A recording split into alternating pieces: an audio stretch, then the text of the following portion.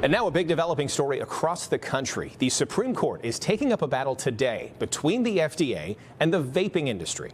Two vape manufacturers are fighting the FDA's authority to regulate their flavored products. Now, this comes as congressmen and local doctors in Chicago are speaking out against vape manufacturers for targeting young people. NBC5's Courtney Sisk joins us in studio with a look at those concerns. Courtney. Hi, Kate. So in 2020, the FDA started regulating flavored vape products because they believe it targeted teens. And while fewer teens now report using those vapes since those changes went into effect, there are still 1.63 million middle and high school kids who vape. And local leaders say there are too many loopholes providing them access. It's the profit motive that is really driving these e-cigarette companies to go after our kids. Congressman Raja Krishnamurthy sounding the alarm on vape products saturating the U.S. market and getting in the hands of kids. We have to make it very clear. I don't care if you're a Republican, Democrat, Independent.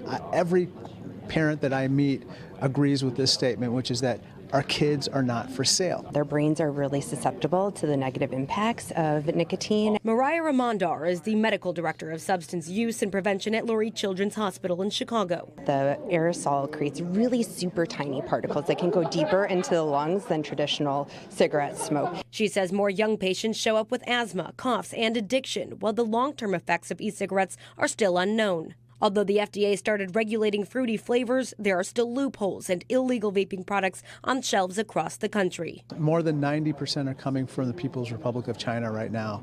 And the CCP is looking the other way. The Chinese Communist Party knows that this is happening. They're looking the other way. Oftentimes, they're shipped to the U.S. under a disguise of another product, like highlighters or hard drives. In any case, once they arrive here and are on store shelves, we should have the ability to clear them off. But law enforcement agencies are having a problem doing so. We have reached out to the FDA, I don't know how many times, to say, listen, can you give us some direction? Cook County Sheriff Tom Dart says what's legal and illegal in the vaping industry is unclear, and their messages to the FDA have gone unanswered. When we go into these stores, knowing full well that these are very addictive things, particularly for kids, in wanting to take and confiscate the ones that are the worst, we have no idea what we're going for.